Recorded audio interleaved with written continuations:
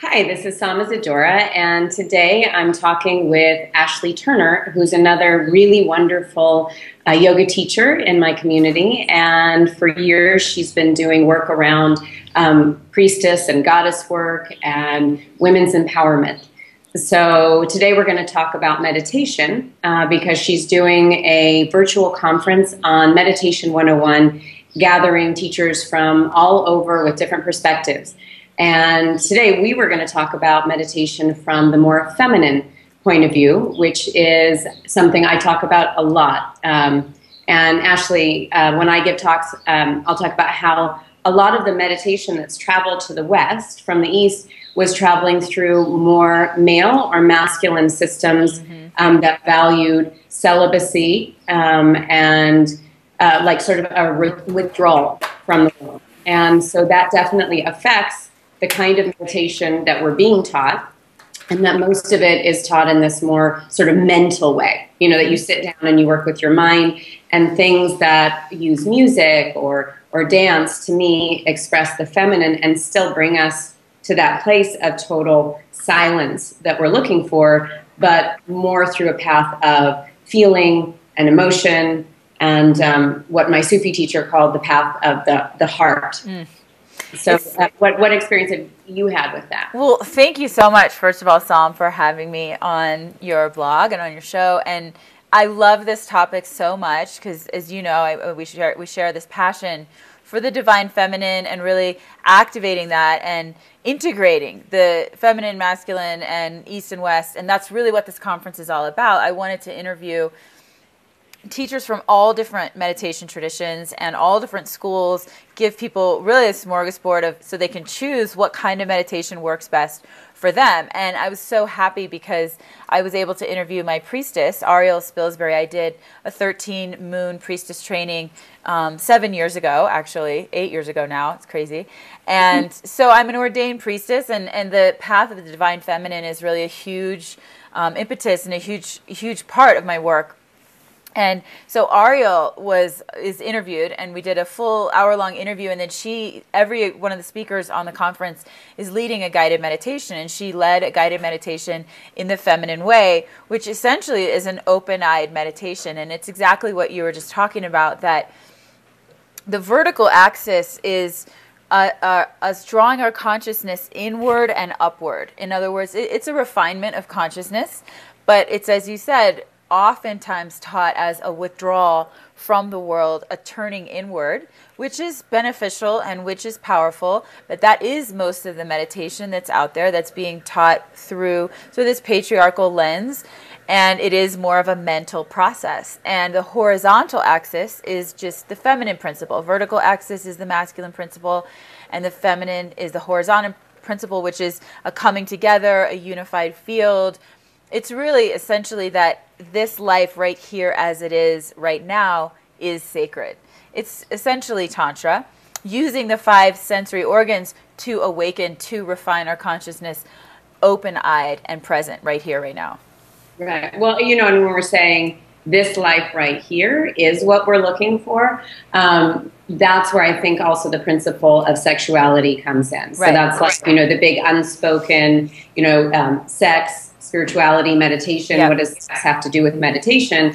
And I feel I always get kind of stuck banging the drum about sex. You know? And it's only to me because that's one of the most natural things that we do as human beings.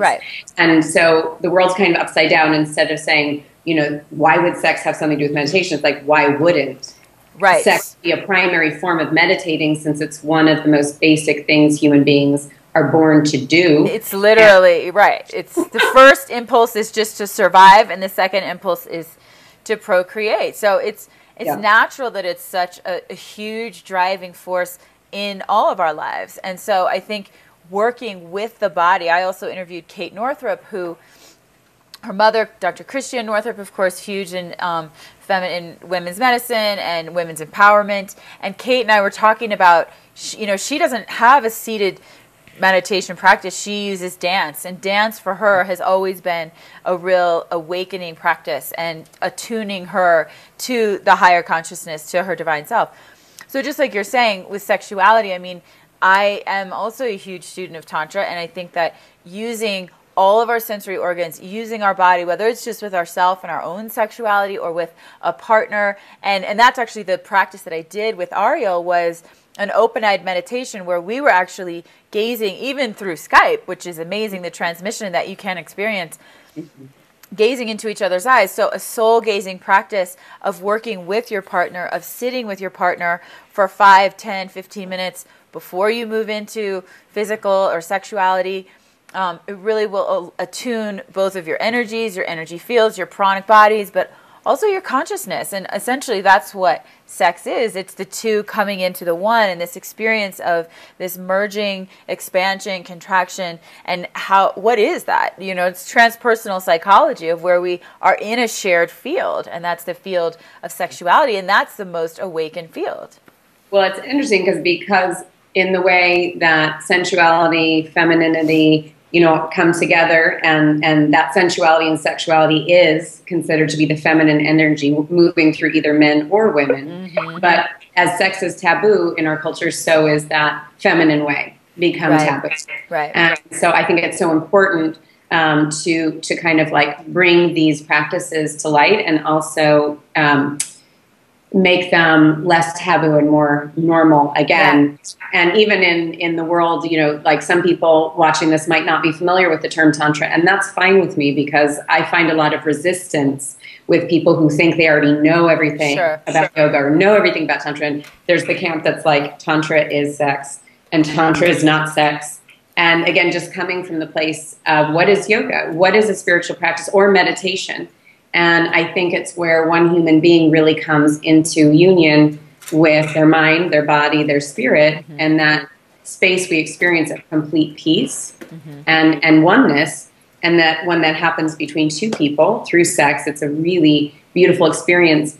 And sometimes even one of the easiest doorways in, once people let go of their discomfort, their like self-judgment, insecurities, even that idea of eye-gazing in lovemaking. Yeah.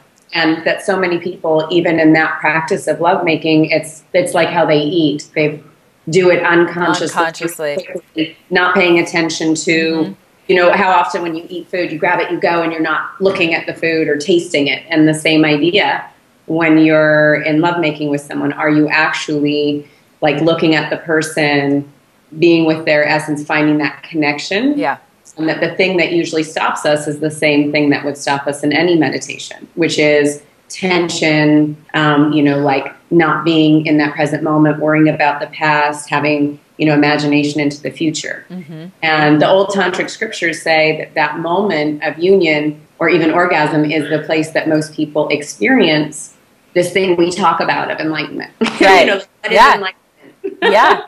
No, it's that euphoric, really expanded field energetically, but also consciously. And I think you make a really good point, which is, I love this analogy. I've never actually thought about it in the same way, but I have several neuroscientists and psychologists that I interviewed on Meditation 101 talking about, mindfulness and mindfulness meditation, and using eating as an example of that, of eating mindfully or doing the dishes mindfully or whatever it is. And so it's the same in sexuality, and what we come up against, what we're really bumping up against in sexuality is such an interesting realm, because it brings all of our insecurities and fears and doubts and attachments and, rejection, all of these things up to expectations, up to the surface, that we have an opportunity to work consciously with them and to stay present with our partner, and how to stay attuned with someone else and attuned to their needs and their desires while still staying centered in our own self, but then